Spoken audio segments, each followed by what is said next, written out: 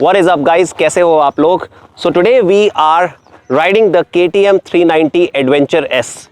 This is one of the most awaited motorcycles that everyone in India was waiting for to be available in the showrooms. We got a chance to ride this machine here in the scenic locations in and around Goa, and I spent some time understanding this motorcycle on how it behaves on roads and off roads.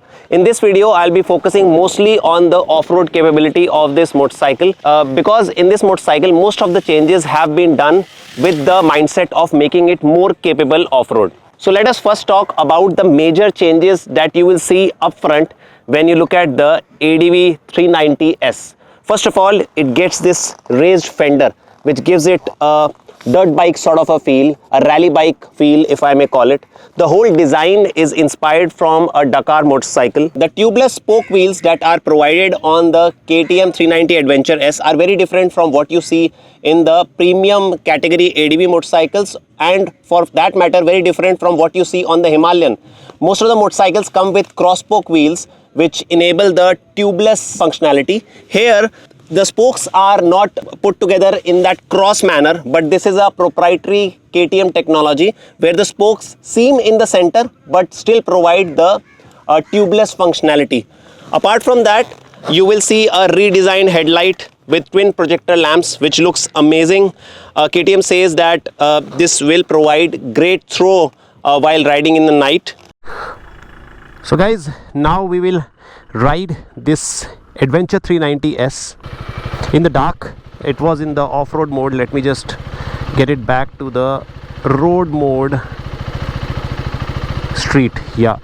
And this also gives us a great opportunity to see how effective the headlamp is. The twin projector headlamp setup of the Adventure 390. To me this looks like it has a very decent throw.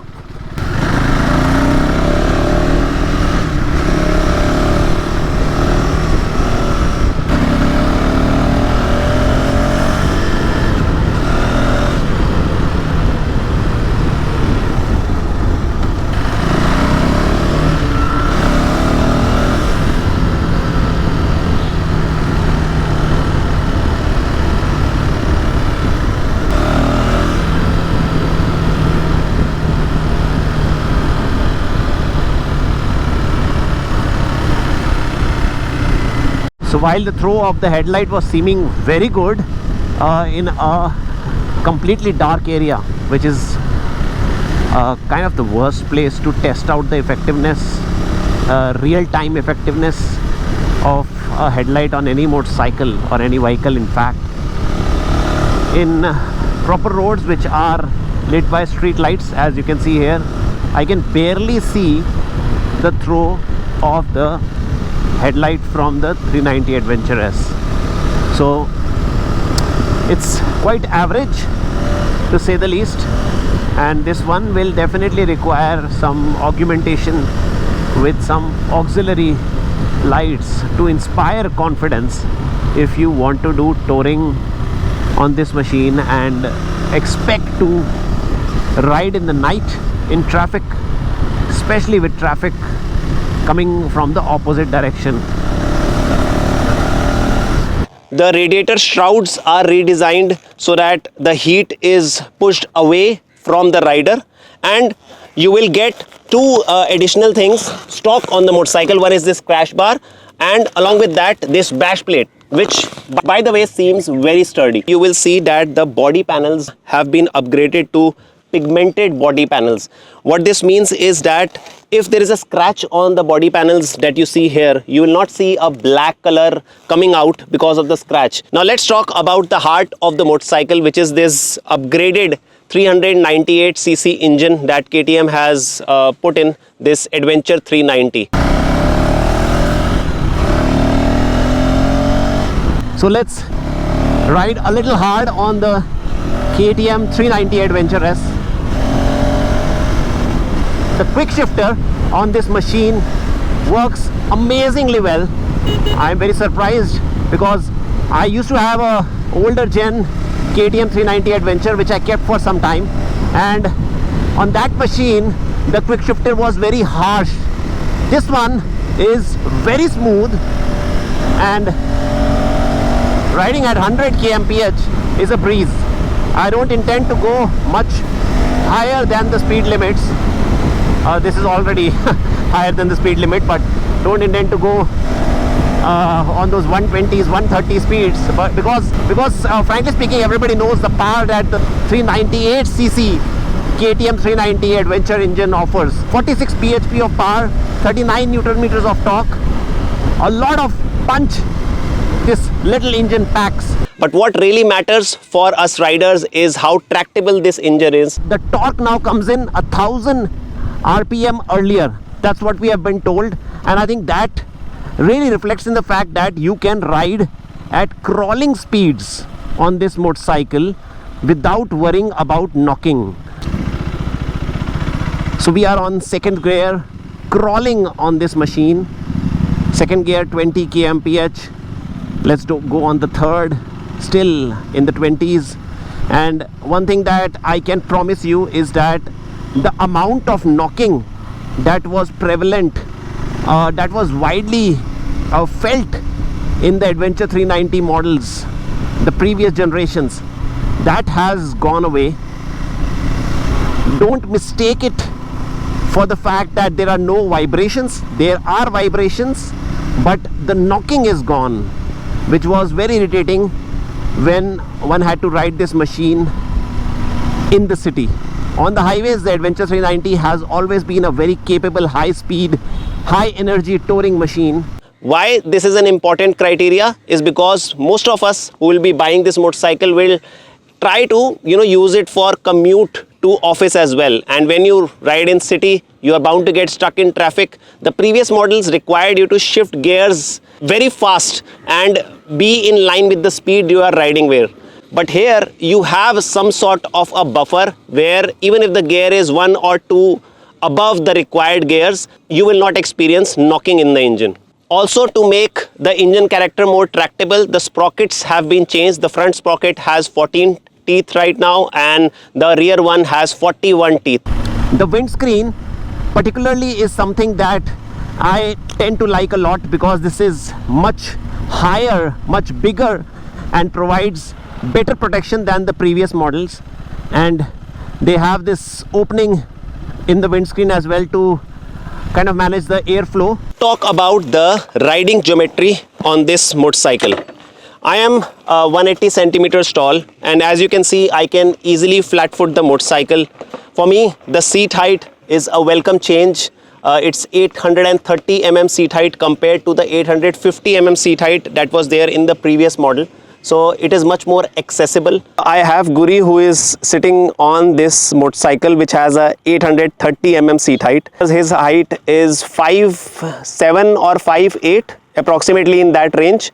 And as you can see, he is just tiptoeing a little on the motorcycle.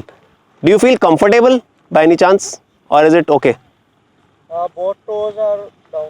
So he's saying both the toes are touching, even though it's 20 mm less than the previous generation. Still, if you are 5'7", 5'8", you will tiptoe, and you will require some decent amount of skill to do proper off-roading on this machine. I feel that the riding geometry while standing on the pegs is near to perfect. Some people might say that you have to bend a little forward to reach the handlebars, but actually that is required when you're riding off-road. You need to hinge from the hips and put some weight on the front wheel so that it does not lose traction. If you are riding in the correct standing position while off-roading on this motorcycle, then I think the stock setting, the height, the reach to the handlebar that KTM has given is near perfect for me at least. While sitting, the riding geometry is super comfortable. As you can see, I can sit with an upright back. There is no strain on my elbows or shoulders. The reach is very good. I actually feel that there is no need of risers on this motorcycle, and it's just a matter of getting used to this posture and maintaining the right position while standing on the pegs while doing the off-road stuff that you want to do. So let us talk about the electronics on the KTM 390 Adventure S. Let's start with the screen with these new ready-to-race graphics. The whole layout of the screen seems fresh to me, very different from the previous generation. what is of maximum interest to most of the adventure riders is the types of modes that are available. You can easily change modes in this motorcycle by going into the menu here, and you see 3 modes available: street, off-road and rain. Now if you, for example, select off-road mode, which is something that all of us want to ride in, you can configure this mode as well. Go into the configurations and basically change the complete map of this off-road mode. For ABS, you can keep it in off-road settings or road settings. Similarly, for traction control, again, you can keep it off or on. I preferred off when I was riding off-road today. Then quick shifter, you can keep on and off. And similarly, there are options of changing the throttle response as well. Again, throttle response can be set at an off-road spec or a rain spec or a street spec. Finally, there is one change that I really liked, which is very useful, I think, while riding off-road, is the display mode. There is an option of changing the display to a reduced version from the standard version that you saw. When we go to the reduced version, you will see the display becomes very simple. You see the big gear indicator here, speed, the fuel gauge, the mode, time, and showing all the sensors which are off right now.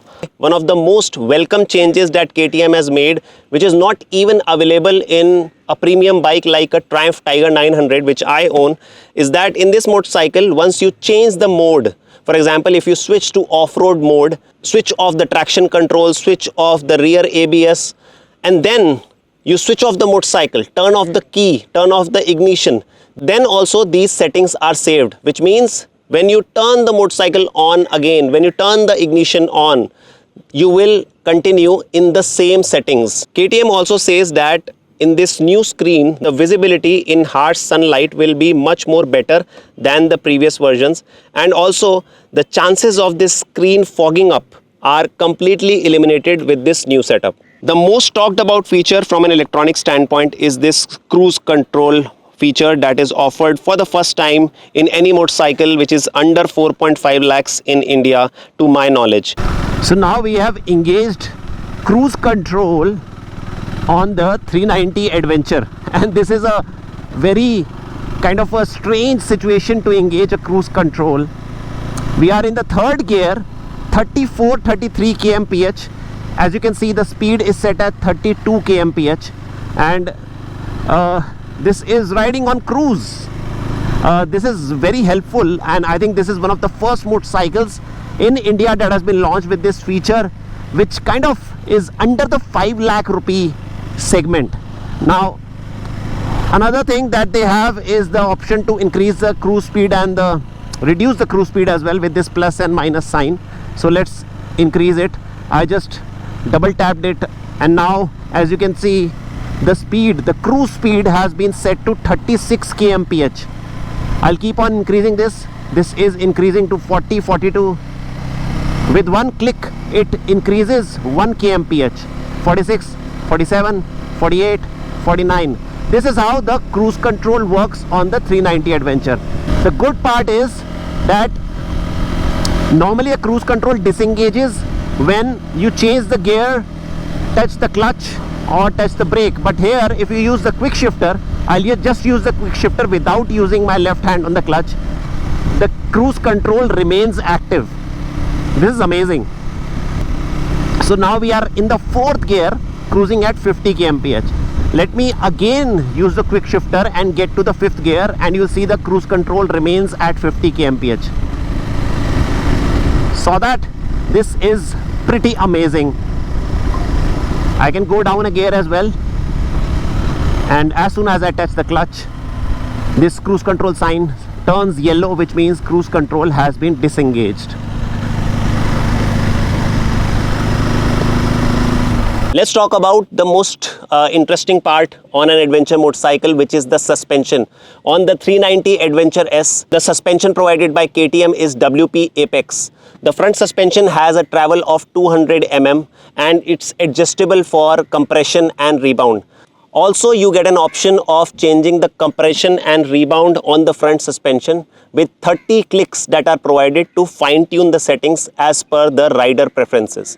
The major change that KTM has done is on the rear suspension. The rear suspension can now be adjusted for preload with an option of 20 clicks that can be done very easily to suit the rider preferences and depending on whether you are riding with a pillion, the amount of luggage you are using. So all those customization options are now provided in the rear suspension. To soften or harden the suspension, you can use a flat screwdriver and turn it clockwise or anti-clockwise depending on the type of riding you want to do. The stock tires that KTM has provided on the 390 Adventure S are actually pretty good. I used them on off-road terrain today and they were providing a decent amount of grip. These tires are Apollo Tramplers.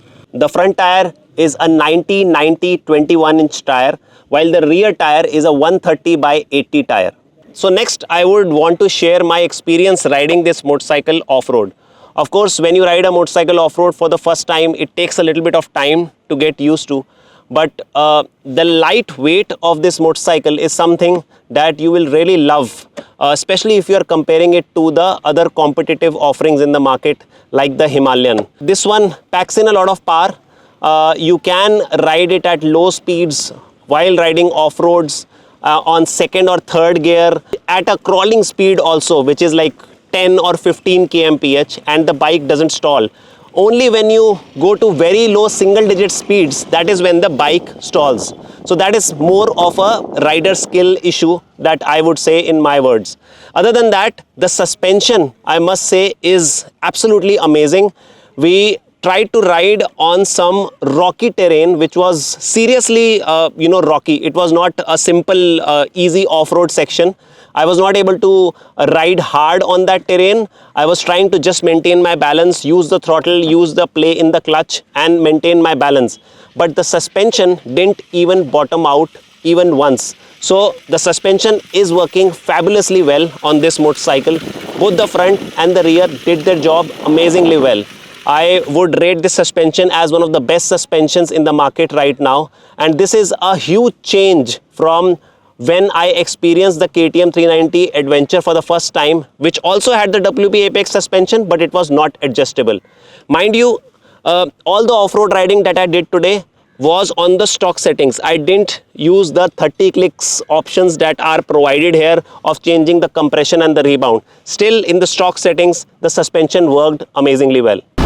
So this is a trail that we have got and I'm just not able to reach the lever, the brake lever.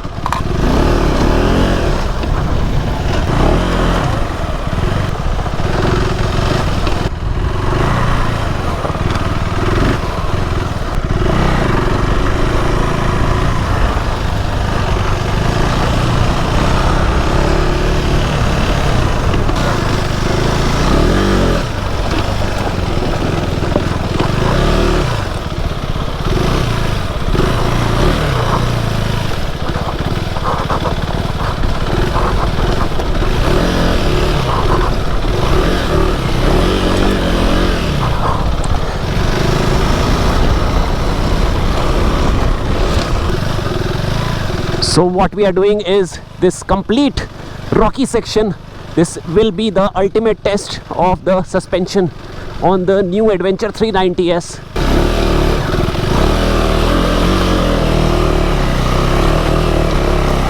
Oh wow, beautiful. Oh, just stalled the machine here. I think just went too far. I was in a third gear. Let's go, keep on going and let's see where we reach. And this is the trail that we have here. Pretty nice. And let's take this while going down. I will try and maintain a little bit of momentum. This is a very bumpy section. Not sure if the camera is doing any sort of justice to what's happening with the suspension here. Wait at the back and look in front. Keep moving. Okay, yeah, beautiful. It's performing. Oh, burst a beer bottle in between.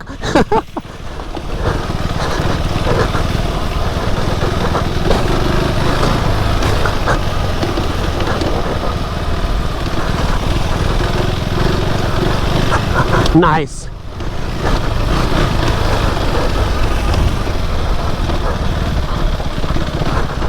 This is a mine, a live mine, and we are going up. Let's see how this goes. A proper off-road trail.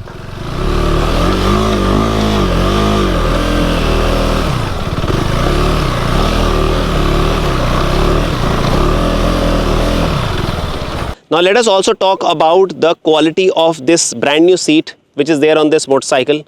First of all, when I looked at this seat for the first time at IBW last year, I felt that this seat would not be as comfortable as the previous model because this has a very flattened out look, especially the seat for the pillion.